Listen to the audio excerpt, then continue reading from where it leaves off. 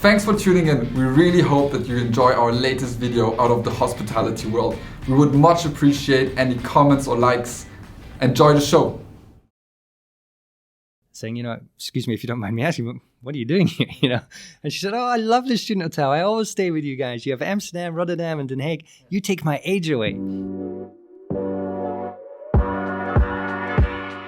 What's going on, everybody? Welcome back to another episode here on the Smack Hospitality Cast. This episode features Charlie MacGregor, the CEO and founder of the Student Hotel, and Charlie and I talked about the journey of the Student Hotel from the very first investor meetings and not being taken all that serious to a proven business model and close to 30 hotels. Charlie also let us in on some secrets behind why the TSH hybrid concept was particularly resilient during the crisis and his take on the hotel industry's brand dilemma. Enjoy the show. Charlie, it's great to have you on the show. Thanks for being here. Thanks for being on Smack. From one Scottish admirer to another. I'm going to start with a very easy question, Charlie, because we obviously did our homework a little bit, and we've got Philip on the show as well, who is an ambassador of TSH. If I've never heard of TSH, how do you explain the phenomena to me in a couple of sentences? Yeah, good question. Yeah, thanks for inviting me. Nice to be here, and nice to be part of this. TSH. I mean, we're a hybrid hospitality company. We offer long stay, short stay for co-working, co-living, for students, for young professionals, leisure travelers, etc. So we have quite big hotels in many cities across Europe. I know from given sources that this all started roughly 10 years ago, somewhere in that ballpark. If you were to describe the journey and everything it included, including COVID, which has obviously been around for a couple of months now, from the first meetings you had when you pitched this and said, listen, I've got an idea. It must put a little bit of a smile on your face sitting here now and comfortably saying we're right up there in a way that we probably didn't expect ourselves at one point in time. Yeah, I mean, absolutely. I remember pitching this many times. I think I was above sort of 200 pitches trying to find some money right at the start. Eventually, we did, and we opened our first projects, and actually we kicked off in the last financial crisis. And what we saw then was that the underlying success of the financing round was that people believed we had a successful business model because we could show that we had students, we had customers before the door. And if you remember in the financial crisis, there was no resi, no offices, no retail, no anything at all. So we had real customers before the door, which enabled us to get the funding for those projects. Fast forwarding a little bit, the model changed and adapted, or the name changed, and we opened the first student hotel in 2012. So nearly 9 years ago today, nearly 10 years ago. What I remember is the hotel world, the hotel industry really didn't understand what we were doing. And what we were saying is, look, we want to have students in the peak academic year, and then we want to flip those rooms into hotel in the summer, when peak hotel summer period is. So fantastic, you're offering your students exactly what they want, and then you're offering your hotel customers. The models changed slightly. We started to see young professionals and graduates and trainees coming in. So enter the co-living world, which we started 10 years ago. We added co-working 5 years ago, really because we saw that the demographic mix was very complementary to our customers, but also a very good way to connect to the neighborhood. And I think we've seen that by blending those customers, you're really able to create a community. And that's a bit of a buzzword, which we can talk about, and you have to stop me because I get quite passionate about it. But I guess what we see is that the long-term customers, so the students or the young professionals or the co-workers, they sit in a seat in a way that is very relaxed, and they move around the space with a very relaxed energy. And as a hotel customer coming in for 1 or 2 days, you're not part of a community, and it's not kid ourselves. But you join another community, and you feel the energy of that community, and you feel the relaxedness, and there's something tangible in the air, and so I think that's what we focus on. And I think now with COVID, the model is widely accepted. I mean, it's been validated in a way, maybe. Yeah, I mean, for sure. I mean, we've been running quickly. The last 10 years, we've grown from 3 hotels up to 27 hotels. So we've grown very, very quickly. We own all our assets. We buy our assets. We develop them. We hand them over to the operating company. And we do all the operations. So this for us was the first pause that we've ever had. You know, and of course not a particularly nice one. Entertaining one. Yeah. But yeah, a pause is a pause, and make the best of it. Never waste a good crisis and all that. So it's been the first time that we've really taken a step back, and indeed what you've seen is the whole industry has done that as well, and come to the conclusion, hey, our lobbies are pretty dead outside check-in and check-out of time. Our F&B, yeah, great, it does breakfast, but that's it. We have no revenue when the hotel industry's fallen away, when the hotel market's fallen away. So how do they? So I think what we've been able to show is that, you know, we have very stable revenue. That means that we have stable customers. We have customers in our building. Yeah. That means that we have a lot of energy all the time in our lobbies, and that's very attractive for, you know, the coming and going hotel customers. Yeah. If we look at what you said, and I thought it was very interesting, you said 10 years ago, maybe not everybody, if anybody, understood the concept and what you guys were doing. What do you say to those people now? Because I mean, you can sit here with a smile on your face yet again and say, hey, we had a pandemic and yet we had 50, you know, at least 50% occupancy in our hotels because of the students and because you have that hybrid option. Yeah. And yet there's, you know, with all due respect, other hotel companies that are much bigger than you, who had close to zero, and you know, if they had 10%, it was a good week. How does that translate into maybe your own ambitions as well with TSH? They must have grown a little bit. You can't tell me that you still want to play the underdog role, because you've proven that your concept is more than an underdog. Yeah, good question. The ambitions haven't changed as such, to be honest. I mean, they've been paused for sure. Paused. Okay. You know, and just to come back, you know, we when the pandemic happened, it happened in March, April last year for Europe. So of course, you know, hotel bookings just fell off a cliff. We had exactly the same as anybody else. But of course, our inventory was pretty full of students. Mm-hmm. So at the time we were. And the way I see it is we have 3 dials on our business plan. You know, one for students, one for co-livers, and one for hotel. Yeah. And depending on the time is, you sort of set your dials to, am I going to have a lot of hotel occupancy all year round, or many students? So we were pretty well geared to decent hotel occupancy.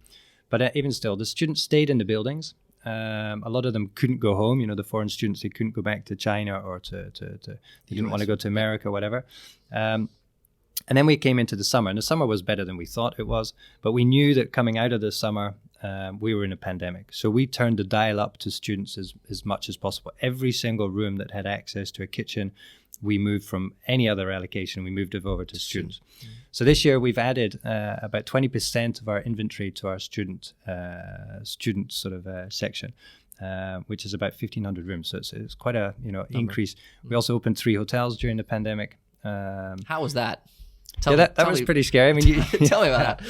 You know, we opened Vienna, 808 bedrooms in Vienna, our biggest project to date, and that opened in April 2020. So that was an interesting one. But you know, today, I mean, we've got over 700 rooms allocated to students, and they're full. So fantastic. You know, you come back to what is cash flow wise. Yeah, we've lost a lot of cash flow for sure. Yeah. I think coming back to how does it feel? I think it does feel a little bit that we've been able to show that this model is a sensible model. Mm-hmm. We've been able to show that having long-term guests in your premises is not just good for the atmosphere and nice story. It really makes business sense. Sure. Having a diversified top line is just sensible. When we look at the spaces on the ground floor, we've been blending those spaces more and more and more, and we feel that that's much more attractive for our customer as well. And I think, you know, especially that with Teams and the whole sitting at home culture, there's a new way of working. And I guess when I look to myself at where the hotel industry was, and you think about the corporate hotels or those sort of office rooms in the back of wherever, you know, with crappy old printers that never worked and stuff like that, you know, and that was your office suite. And you walked in there and you're like, oh, I'm a corporate now, you know. And I think, you know, we all kind of picked up, and now I think, you know, the new generation corporate traveler, we walk into our hotel room, we pick up our computer, we walk downstairs. If there's nothing going on downstairs, we go to a cafe and a bar and we work there, you know. Mm-hmm. And you soak up the local environment. And what we're able to offer is access to full-blown co-working space, which has all the local entrepreneurs and local corporates renting space there. So you're connected immediately to the same mindset of customer. Yeah. So I think we really feel that we're in a good place to come out of this crisis in terms of business strength. in terms of product offering, and also where the customer of the future is wanting to go. Let's talk about the customer of the future for a second. Then now that you've put him on the board, Yep. if we look at your traditional hotel, and you outlined this quite nicely, I think, where you go there, you check in. And chances are you're never going to see the lobby again until you check out. Yeah. You'll go for breakfast. If breakfast is in the lobby, then so be it. But otherwise, it's not really a particularly sexy place. And then recently we've seen concepts like yours, and there's obviously others as well that have made a little, or tried to make a little bit more out of the property than just your average couple of bedrooms. How important is that to the customer of the future? And in addition to that, what is the customer of the future not gonna look for anymore? Yeah, that's a good question. If I knew that, then life would be easier. Exactly. Yeah. I mean, yeah. In your opinion, because you must have an idea of how your spaces and some of the things that you do with your playroom, and we'll have to talk about the playroom in just a second. How all of that ties into sort of the next generation of travelers. Yeah, I guess. I mean, look, I have absolutely no hospitality background, training, or pedigree or anything like that. So I approached this whole industry as a customer, and I understand now that I'm a hotelier. I understand, of course, the complexities of how do you blend a space so that it's good for intimate moments, but also good for those big events and stuff like that. But I mean, for me, that's kind of still just an excuse. It just seems to get in the way, And I we say here all the time, if you and me, Fritz, were going to open a restaurant, would we need such a big kitchen as we always build in hotels? I mean, never. Yeah, I mean, it's just insane what we do in the hotel industry. And we do it because, we've got catering and we do this, and I know all the excuses, but I just find it difficult sometimes to swallow them.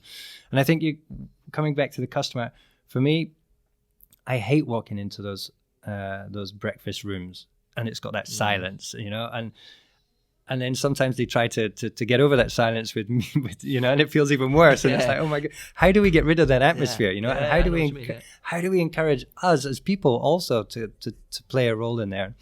And I sat in our lobby the other day, and one of our main investors was there, and he picked up a breakfast from our sort of grab and stay concept, which is like a Starbucks in our lobby. Yeah.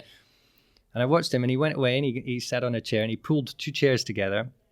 And he put on his chair opposite his croissant and his coffee, and he pulled up his laptop and he started doing some work, and he just started eating his breakfast off two chairs. And he looked like he was really happy. And I was like, this is it, It's like just giving people the space to do what they want to do in the way they want to do it, and trusting and just by giving that freedom, I think, is really empowering to people. And yet some people will indeed want to sit down with a knife and fork and all. Fine, no problem at all.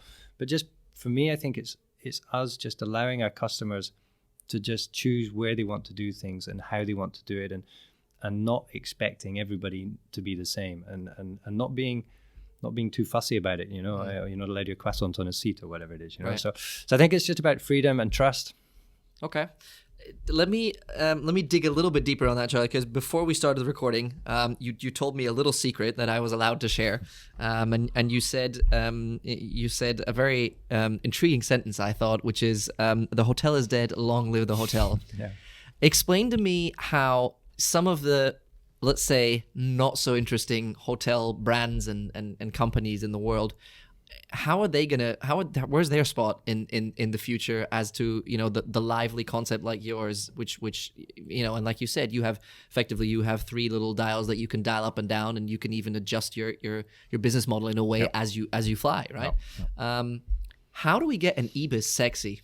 Yeah, good question. I mean, Ibis is a brand and as a hotel, I mean, you look at the numbers and it's pretty impressive.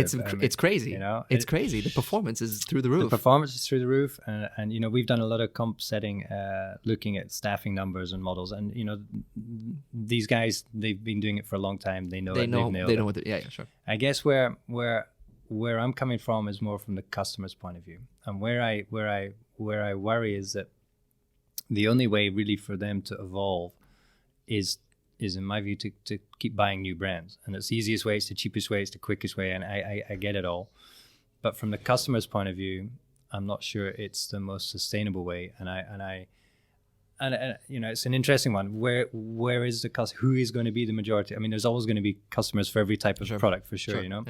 But I do think that the generation millennials and the generation X's, and the coming generation alphas are going to be much more looking for authenticity and sincerity and honesty. And and I walked into the latest 25 hours, which, I love Christoph, what he did there. I think the brand was amazing. It was one of our hero brands here. And I walked into a beautiful building opposite Gare du Nord in Paris. And it was, it wasn't a 25 hours. I mean, for me, it's really, it's a shame. I felt really that this is not good for the brand. And then, and if you look to bigger brands like W as well, I mean, W for me was also a hero when it opened Barcelona. Super brand. And now you go into some of the brands, some of the hotels in Montreal, you're like, oh my God, I mean, this is not a W. And if you have a brand like that and you have such a loyal following for very genuine reasons, and you don't respect it, then where do those customers go? And there's a small, and I think for us it's very, there's a good opportunity. We own the assets. We're totally in charge of our property. We're not splitting it up at the moment. We're founder led as well, with a great sort of aligned mentality in the management team. We've got great backers behind us, and that gives us a lot of agility and sense of purpose. I can imagine, if I sold the company and I sold it to a CEO and he had a business plan to follow. Then it becomes much more difficult, and there's no real incentive for him to suddenly say, hey, let's just open a Chinese in there because it's super cool to do. So I think I understand how it gets into this situation. I just don't know where it ends. But these guys are huge, so they'll figure it out. I don't lose any sleep over them. Charlie, let me ask you a very personal question then. How the hell did you get into hospitality? Because as you said, there was no sort of, it wasn't on the horizon per se. Is that safe to say? No, it wasn't at all. And I started off as a student housing developer and operator. So when I came to Holland 17 years ago, I saw a massive opportunity for student housing. There was nobody doing it. It was all done by housing corporations. And I'd been doing this in the UK, so I knew the student housing model, smaller rooms and all that sort of stuff. And I knew that I wanted to do things differently. I wanted to trust our students. I believed if we gave them good quality space, they wouldn't destroy it as much as they destroyed the other parts that you've been in touch with. Yeah, okay. And that's what we did. And unfortunately, or fortunately maybe, in Holland, the rules and regulations around housing are very, very strict for very, very good reasons. The gap between the rich and the poor in Holland is the lowest in the world because of the investment they put into social housing, which of course the rules protect. So when I came along and said, hey, I want to have small rooms and I want to charge more money than the housing system says, and I want to make sure that the students stay only while they're studying and stuff, it kind of flew in the face of these rules. But at the same time, there was this was a very important mission for Holland, to attract international students, to make sure that they were really able to attract the talent that the universities wanted, and therefore you need world-class housing as well. So our model worked on the basis that we were a hotel, and that we didn't offer, and we don't today offer our students multi-year stays. The maximum length of stay is 1 year. And the biggest thing, the first thing that came into my mind, I said, well, this is fantastic. Student housing had such a terrible reputation. If I'm a hotel, I can invite mums and dads to come and stay in the building. I mean, that's a great marketing tool. Whether they come or not, happy days. Yeah. And we opened our first building basically on that idea, that philosophy, that we would be renting the hotel rooms to mums and dads and to guests of the professors at the university. Then along came a couple of people from the US who had a 3-month contract with Nike. So suddenly co-living started. We started to see people who were not related to students staying in our buildings, elderly people. I remember very gingerly going up to a lady in Den Haag who was 65 at the time, so probably 75 now, saying, excuse me if you don't mind me asking, what are you doing here? And she said, oh, I love the student hotel. I always stay with you guys. You have Amsterdam, Rotterdam, and Den Haag. Yeah. You take my age away. And we were like, oh my God. We had never thought about this. That's Hold up. Insane. Yeah, fantastic. Yeah. So I think from that moment on, we really sat in our lobbies and we said, what is it? Why are we starting to see more hotel customers coming in our doors and corporates and, people we just didn't expect? And what I get excited by this is that the success of us as a hotel is grassroots led. It's not a marketing campaign or a branding. It's because and this is why I feel that we can talk about the hotel is dead and long live the hotel, because I see that we've started something with no intention of becoming a very, very big hotel company as such. As a, you know, we have 1 million customers last year, so for us that's quite a lot. But I think what they mean by that is we trust them, we let them do their thing. There's no real barriers to entry, and at the same time they feel that there's this very vibrant community, and of course it's quite a young community as well. So they feel very energized by this, and that all leads up to a very enjoyable experience, which, you know, again, coming back to the trends in the hospitality world, experience is what people are looking for. So that's why I got into hospitality. And here we are. Yeah. So let's talk about the name for a second, Charlie. I imagine I can see all the pros, you know, they very clearly. I imagine you must have had to do some explaining at some point down the line as to how that was a good idea and why it's worked. Now, obviously now there's you know, 10 years down the line, we're all none the wiser because, you know, there's a brand behind it, and, you know, may the student you never die, and all that comes with it. I've done my homework, as you can see. Now, yet I imagine that you must have found that sometimes the name was a barrier, or that's a question. Was it a barrier sometimes to the point where you had, you know, to explain how all of that fit the idea of a student and a hotel? Because it's not something that you would, at least, you know, before TSH came along, it's not something that per se that you would have connected. No, not at all. And we did that on purpose, of course. I mean, first of all, you know, we knew we needed to be a hotel. Yeah, for the reasons you just explained. Yeah, and we knew we needed to explain to the local governments what we were doing. So, and then we saw that the studenthotel.com was free. So we were like, wow, okay, this is a new type of hotel. This is pretty cool. And at the time, you know, we were focused on students and limited hotel customers. So maximum length of stay for sure, international students coming in. And I think what we've seen there is that the flexibility that's needed for these students has really grown. I mean, really, okay. I mean, they're looking now for not your standard 10 and 5-month contracts. It's flexibility is key. We also saw that the hotel product we can upgrade. So now we have, you know, proper 4-star hotel product, and it works very, very, very well. And that flexibility enables us to really work with the universities and attracting the talent. When I think where we are now, you know, we've changed much. We've grown a lot. You know, we added co-working in 2015. That connects very, very well with the locals. So we're able to really regenerate neighborhoods in a very sustainable way. You know, we've moved on from just student housing, and we've moved on from just hotels. So I think, you know, now we are at an interesting point, especially coming out of the crisis. Yeah, what is TSH now? What are we? We see locals coming in and spending all day in the lobbies just with their laptops and hanging out, you know. Yeah. We have a meeting and event space where we rent rooms to the universities and hold classes, and we've got corporates in there. We've got, of course, our full co-working. We've got event space. We do the Forbes 30 under 30 European franchise here. Yeah. You know, so we have a lot more going on. So I think it is an interesting one. You know, I do think that the student hotel is a strong brand. You know, everybody has a meaning about it one way or the other, which is. But isn't that the best thing? Like when your brand, exactly, when you interpret it different than somebody else in your team. Yeah, but I think, you know, business wise and going forward, you know, we're aware that, you know, there are people who haven't come into the building, right. And when they do come in, they're like, "Wow, okay, I never knew this." You know, this is cool. Yeah. So there's a good argument there that we need to look at that. But, you know, I think, you know, this is going to come out towards the end of the year. So I think TSH is something we call ourselves internally, and that's something we're going to be moving forward and working on, emphasizing a little bit more. Yeah. Let's talk about some of the famous buzzwords then that you've already thrown at us here.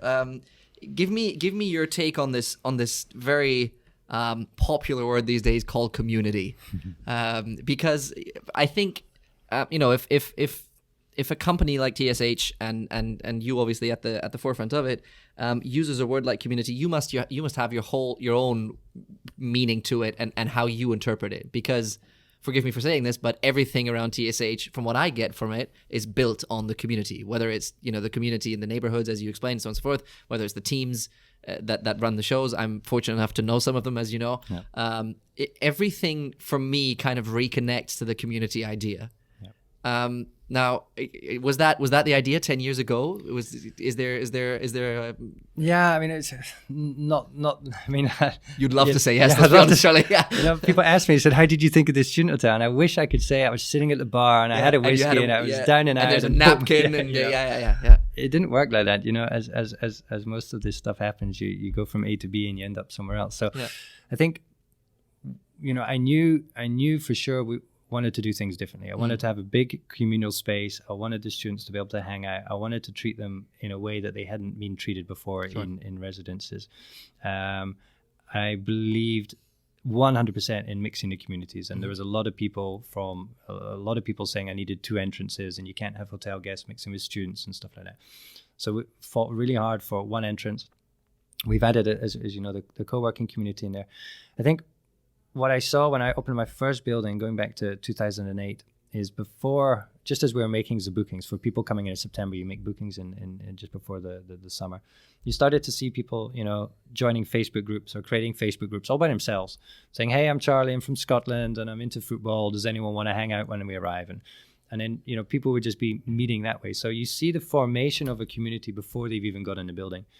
And then they arrive and, you know, everything from what they want to do, where they want to go, who they want to hang out with, what they want to be changed in terms of, Wi-Fi speed, whatever it is, they do as one voice. And depending on how exciting or popular or the voice gets bigger or smaller, you know. So you see this community already there. And I think what we do is we've just enhanced it and helped and encouraged and pushed it and supported it where necessary. Excuse me. When we fast forward to today, we have a very established co-working community, you know, full of corporates, above 25 years and above. I think one thing that has changed, and this is technology led and is also part of the success of TSH, the demographics, the ages are getting smaller. You know, we already saw the students and their parents wanting to hang out together, sharing experiences. You know, we have parents coming to stay with us for weeks on end to do Europe together with their kids. So the university experience is much more of a family thing than a few generations ago. When you look at a coworker, they're really keen and open to giving back to a student, you know, helping with thesis, understanding, explaining how it is to open a business in Italy, whatever it is. When you look at the students, you know, I sometimes have trouble nowadays with the label students because, I'm also learning every day, you know, and I'm not student of life. Student of life, And a lot of our students identify themselves as entrepreneurs. You know, 25% of them say that they've got their own business. They really identify with the name creators much more than the label students. And they want to get in touch with the business guys. How do you start a business? How complicated is it? What do you need to do? Hey, can you help me with my business idea? Got a business plan. Can you help me with funding, et cetera, et cetera? So we see those groups just naturally coming together. And, what we do is we just facilitate it. And I think where we're able to position ourselves is an accelerator for students. You know, the entrepreneur-minded student, can come to us and we can connect them to businesses and give them opportunities.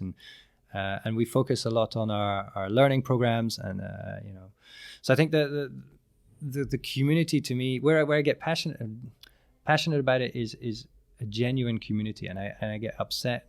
You know, I got on a plane a few years ago, and it was like, join our community on your plane, and I put your login with Facebook on your chair and see what you're like. A community on a plane. What are you talking about? And I guess that's where I struggle a little bit. Everybody kind of jumping on, we got a community, and it's like, man. Is it overused? Is the term overused at the moment, in your opinion? It must be, because you have a very clear idea of community. You're facilitating towards it, like you just said, and then there's other, parts of hospitality, not necessarily just airlines, but there's other examples as well, where you're supposed to join some community, and the community is you collect points. Well, congrats. Yeah, exactly. Well, that's another one. Loyalty programs are dead, long live loyalty. But here's the next step. But it's we as a hospitality company, what is the new loyalty program? And I guess where we're coming back is, looking at the community, they want to give back. They want to give something to each other, and that gives us a lot of energy when we give time to people. So I think there's, I guess for me, yeah, I can get quite upset about it. I mean, on the other side, yeah, if you're part of a community, you feel it, you know it, you know, there's no getting away with it. And I guess the new generations, they're so, they've got a real good sense of when things are manufactured and fake and stuff. So in that sense, you know, happy days, keep trying the people involved, because, you know, the genuineness will prevail. Yeah. Let's talk about the future. What's it like? What's it going to be like for TSH? I mean, you've grown in 10 years from 1 to 27 properties. I imagine, you know, the pandemic has slowed some things down, but not all of them. What's your take? Are we looking to expand on a global scale, or are we what's in a perfect world? Perfect world. What do you have in mind? And also connected to that, and I mean this in a quite literal sense. How afraid are you of the fact that the bigger you get, the more difficult it's going to become to transport that TSH vibe? Because the way I've gotten to know you now in the past 30 minutes, you can't tell me that that's not crossed your mind as to how you're going to get that very true TSH model across a growing number of hotels. Yeah, good questions. I mean, I think, you know, coming back to the growth, we've grown quickly in terms of properties, but we've also grown in terms of team structure as well. Yeah. So we've used this pandemic really to say, hey, how do we go forward? What is a scalable model? And, you know, looking at the big boys in the industry as well, what type of model structure do they have? Centralized, decentralized, what does empowerment mean, et cetera, et cetera. So I think we've changed the way that we're doing business during this pandemic. That started being rolled out the start of this year. So we've been pretty agile and quick at it. And I think we've found a model that will certainly keep us now from, you know, 30 hotels up to, I don't know, 100 hotels. And then for sure you'll have to do the same again. Reevaluate, sure. But I think we've got a model there that really does empower the hotel managers and let them embrace TSH. When I see the culture of TSH, I mean, I do feel that this is definitely not related to me. This is something that you know, people join TSH because they want to be involved in a different type of hospitality. We have a lot of people from different industries as well. Yeah. How important is that, Charlie? How important is it to get an outside opinion? Because even you have been in this now for 10 years. You breathe TSH. Yeah. How important is it to get someone? Massive. And I look more and more to the retail world, to be honest. You know, we've had retail designers designing our lobbies for the last 7-8 years. You know, there's more to get out, more relevance for that industry than there is for a plain hospitality industry. Yeah. Because we have a diverse top line. You know, we want to keep our customers in the buildings as long as possible and keep them entertained and happy. So I think, you know, when we look at where we're going in the future, you know, there's definitely been a pause in terms of the banking and the funding, but that's been resolved by the time this podcast goes out. You know, so I think, yeah, I'd love to be an international company. Really, you know, it'd be super cool to be able to do that. What I like about the North Americans is they say, yeah, this would only work in campuses, and I think, no way, man, this is going to work downtown. Let me show you you're wrong. Yeah, it reminds me of what they were saying 10 years ago. Yeah, exactly. Yeah. It isn't that something, Charlie, that motivates you in a way? The fact that once again there's some people there that say there's no way you're gonna make this work the way for sure the way you think it's gonna happen. Yeah. Stubborn entrepreneur. Yeah, it is. Yeah. Charlie, if we look at the future, and obviously, you know, you've said where you want to go, and we've talked a little bit about how the customer of the future might look and what he or she might, you know, change in the future. Talked about loyalty and so on and so forth. Let's talk about the aftermath of this pandemic in relation to the future. Do you think that concepts, is there still space for another Sheraton, another Ibis, another, you know, or do the next, because the next concepts, they have to bring something that's a little bit different? Yeah, I mean, I guess what I find interesting, if you look at, you know, if you look what happens to an Ibis at the end of its lifetime, so, you know, the property comes at some moment you need to restrip it. Yeah. And I think up until that moment, you're going to get the bigger companies just putting a new brand on it and you know, happy days and giving it a lick of paint. From there. Yeah. I think what I find interesting is when they come to the end of their 30, 40 years and they need to be completely renovated, and I see, that's where I see an interesting potential for TSH to grow, that we buy these old hotels, and especially maybe in the States, 900,000 bed hotels, really in good locations, but 30, 40, 50 years old. And we're developers, so we can really come in, we can strip them all out, we can really give them a genuine new life with a new soul. So I think, how do they handle that, the aging stock? Is it that they just keep buying brands like great brands like 25 Hours and just putting that name above the door, and that will survive them for another 10 years, and then they have to do the same? I don't know, but I think it's more the customers. I guess it's the brands are not so important. It's more, where is that mindset going, and is that mindset fundamentally changing? Will a Gen X ever go into and sign up to be a Hilton Honors member? Question mark. Who knows? Yeah. I think they might suspect that there's not much difference between the floor upstairs and the floor downstairs, and the little carpet in front of your reception is maybe not giving them the experience they want. So I think that's going to be the interesting part. What is the future generations looking for, and are the bigger brands able to adapt? And for sure they will. I mean, they've been doing it for a long time, so they've got a lot of good stock there. Got some money behind them. Yeah. A lot of brains there as well. So. That is true. Tell me a hotel that Charlie MacGregor finds cool that is not TSH. A property, it can be a brand as well. I mean, you've said 25 Hours, so you've given that away. So we'll exclude that from the equation. But what's a property where you walked in, and this can be 10 years ago. This can be, as inspirational for you, and where you say, this is really speaks to me. Yeah, I think one of the first hotels that really spoke to me when I put my sort of hotel hat on was the W in Barcelona. I felt that for me as a property developer as well, I thought it took so much balls to build that type of architecture there. I mean, it was incredible. So really sort of a ballsy property development project. I liked that you walk in and you saw the sea and you saw the reception, very open plan and very. So I felt that was really, really cool. And the W brand I was really, really impressed with at the start. But what Sharon's done with Hoxton is really cool. I really like that, and and I got a lot of time for Soho as well. You take away the sort of membership and all that stuff. I think the way that they renovate properties is they get the best, top notch. Yeah, I mean they really connect with the building and really get the energy and the soul out of the building. So I really respect that. But I think you're going to see Citizen M soon, and they're a company also that I have a lot of respect for. The way that they've got into the market, and especially in the beginning, I find their brand very refreshing and very on the edge, which I liked. Yeah, we haven't spoken about one thing that I can't end this episode without at least getting your opinion on it, and that's obviously the whole world of tech. Now I know that you have people here like Mark and so on and so forth. But you must have seen at an early stage, and I know that you said this before we started the recording.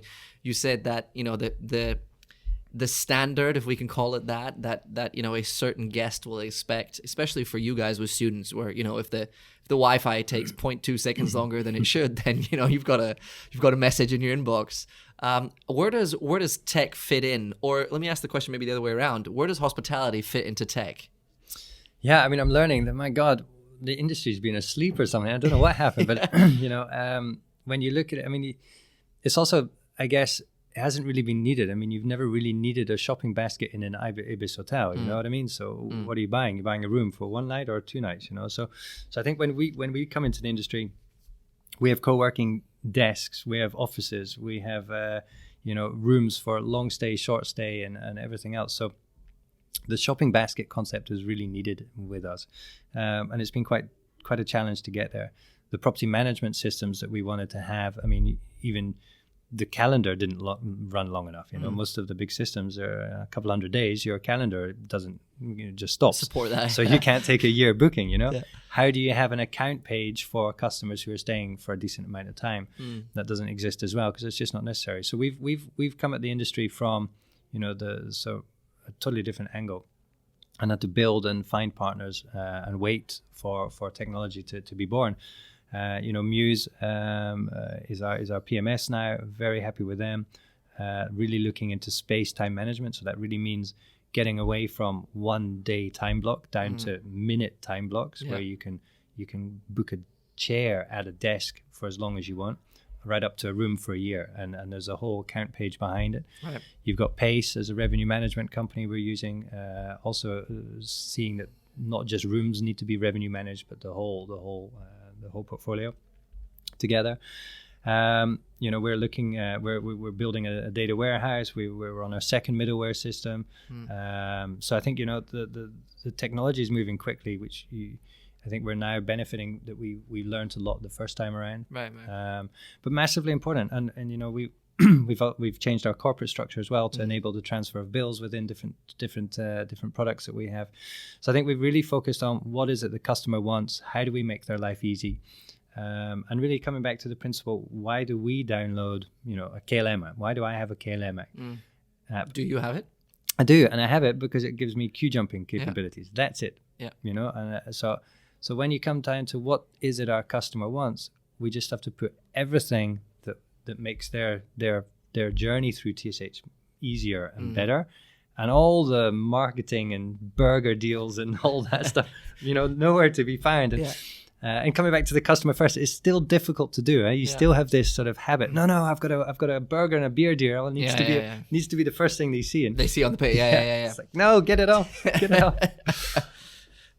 Charlie, before we go, let me ask you two more questions. First of all, if we look at the future, and we've talked about it in many details now, tell me a little bit about how you go about choosing where a TSH property fits. Is it? I mean, I imagine there's a whole financial analysis behind it. We'll take that out of the equation, because let's assume that works. What's a space? What's a TSH space? Yeah, I mean, we're looking for big buildings. So, we 15 to 20,000 square meters is really what we're looking for. We have Barcelona is going to open next year. It's got 3,000 square meters of co-working onto it, and I think that's definitely the direction we want to go in.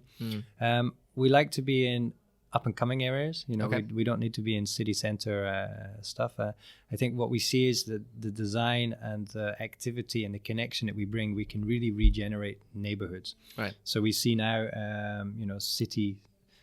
cities inviting us to be part of, regeneration projects. Their communities, because we bring a different type of stickiness to the community. Right.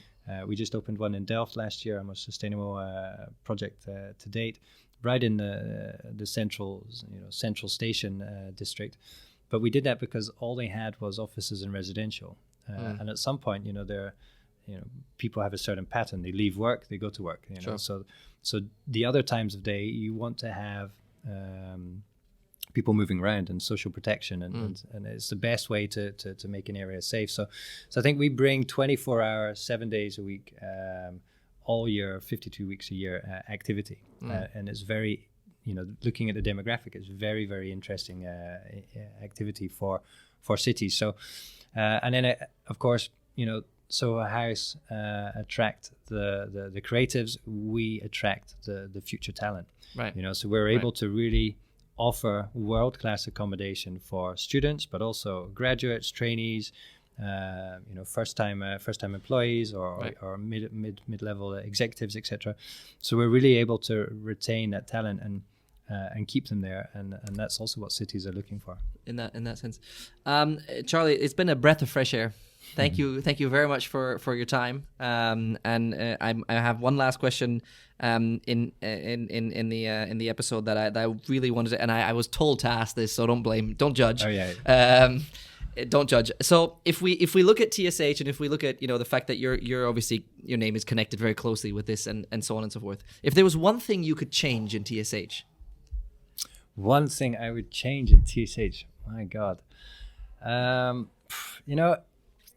it's really difficult, and I'm gonna be a bit of a pussy on this one.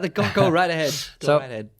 I mean, if I look to COVID, there's COVID has been pretty tough. We've also to let go of many of the team here, of course, to resize the company, and that's been really, really difficult. But going through these difficult moments, you learn so much about the why and the how and the what, and it really gives you a very strong sense of purpose again. So I feel that, you know, what would I change? Yeah, it's a difficult one. I enjoy, in a perverse way, going through the pain, because you learn so much, and that by that learning, it makes it much, it solidifies that learning and really enables you to go forward and use it.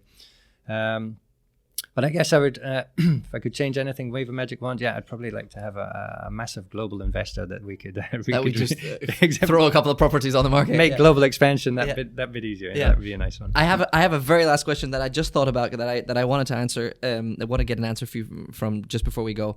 Give me one moment in your 10 years with TSH where you thought, what the fuck?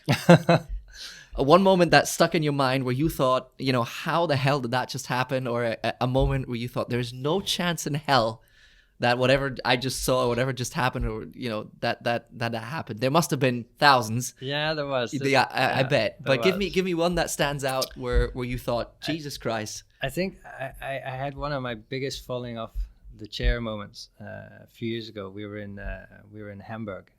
We were looking at a property. And we had a meeting with the city planner, and he very politely told us that there was a hotel stop in the city, and that there's no more hotels being built apart from 2 hotels. And I was sitting there thinking, oh, here we go. Yeah, okay. And he said, yeah, that's Soho House, of course. You know, we want to have the creatives in Hamburg, and the student hotel. And I fell off my chair. I was like, what? He said, yeah, but you know, I came to stay in the student hotel with my kids a few years ago, and I realized that, you know, you guys attract the talent, and we as Hamburg, we want to really support the Hamburg University, and that's a really a core pillar for us. So yeah, there's 2 exceptions. So I realized at that moment that we had penetrated a level of that was really a dream come true for me, where you're getting to city level, you know, planning departments where they understand the power of the regeneration tool, the power of the development, the brand, the high level of design, the customers that it attracts. So I think that was a moment, the last time that I fell off my chair, apart from, of course, COVID smacking me in the face. Yeah, sure. Yeah. Good. Charlie, thank you very much. All the best. Good luck with everything that's to come, and we'll see you soon. Thank you. Really appreciate it. Nice to be here. Thank you. That's it for this episode, everybody. Thank you for tuning in. Don't forget to share your thoughts on this episode and everything else that is going on at Smack with us by checking out our website at smack.media, or connect with us on LinkedIn, YouTube, or Instagram. We'll see you next time.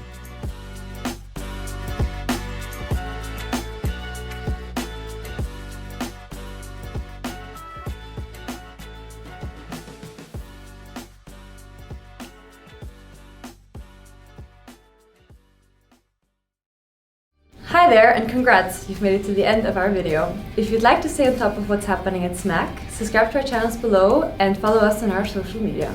Thanks, and see you soon.